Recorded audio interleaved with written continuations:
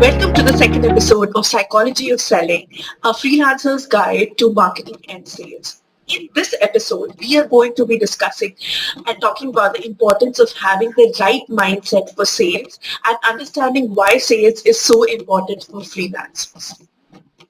My goal is to help you understand the value a salesperson provides, and it should not be taken in a negative sense. When there is a need for a product or a service, a salesperson simply helps bridge that gap through clear and effective communication. It should never be taken in a negative way, wherein you consider a salesperson as a bad person because he is trying to pitch something.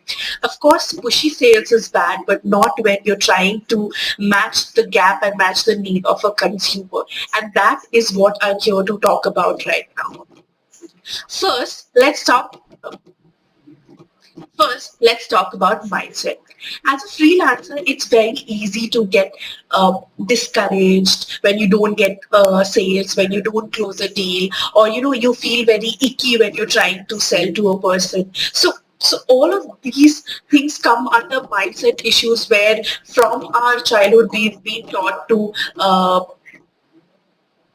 despise sales, taught to anybody who's trying to sell you something is not doing the right thing. He's being very pushy. She's being very pushy. That is what I want to break and demystify in this episode. When you believe in yourself and your abilities, you're more likely to approach each sales opportunity with confidence and enthusiasm. So just remember, you are trying to bridge the gap of need.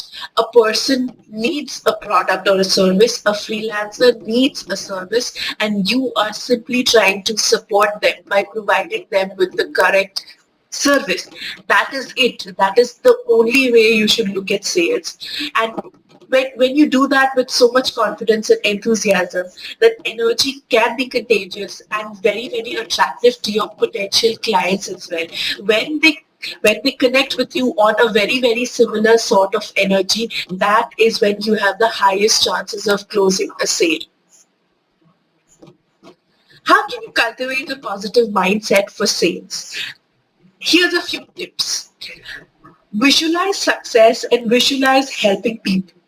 Before a sales call or a meeting, take a few minutes to visualize your successful outcome. What is it that will be a win-win situation for your client as well as for you? Imagine yourself closing that deal, shaking hands with that client and feeling very, very proud and accomplished.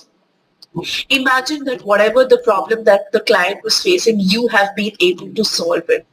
Visualize, reflect, and practice gratitude. When you've closed a sale or when you've not been able to close a sale, ensure that you reflect back. You write down the notes of how it happened, why it happened, and what are the ways you can correct it. So when you go through a sales process, ensure you record that video. Look at it once you're done with it. Write down key pointers that you feel like were not in alignment with what your beliefs are, what you're trying to sell. Try to improve on it slowly. Watch each video, each discovery call, sales call, replays, and try to analyze and try to improve on your content. And the third thing is obviously seek out mentors, colleagues, or friends who have been selling or been doing sales for a very long period of time, try to get their experience, try to understand what they're bringing to the table, how they're able to close high-ticket clients. Try to read and understand what they are actually doing that is helping them out. Try to understand their funnel. So these are the three ways where you can, build a positive mindset, build an understanding towards sales. But sales is, not just about making money. It's also about creating value for your clients. So when you sell your services, you're not just selling a product or a skill. You're trying to solve a problem or meeting a need for a client like I've been talking about.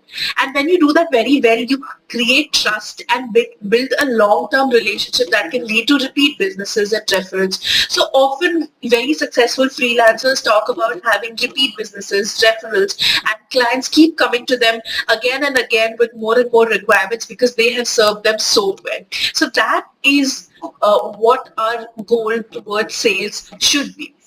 Listening to the clients before you pitch your services, take the time to understand your clients' needs and goals. You can ask questions, listen very, very actively, and show genuine interest in their business.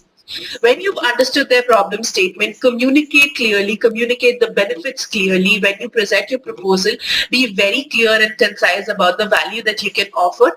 And that is one thing that most freelancers don't talk about. If you think you cannot add value to a client's life, walk away. You can refer them to somebody else. You can refer a different product at a different price point if required, but do not try to match up or say sell to somebody if you feel there is a gap and that is not the thing you're providing.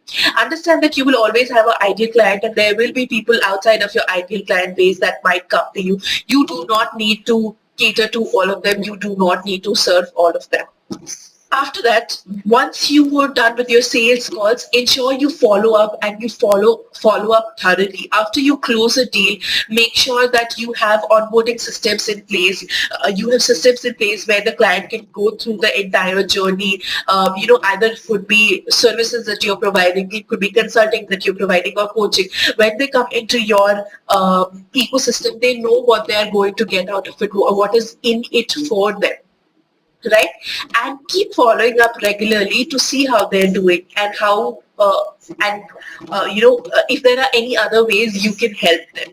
Remember, sales is not about pushing a product or a service to somebody who does not need it. It's about creating for value for your clients, for people who need it, and building relationship based on trust, empathy, and mutual benefit.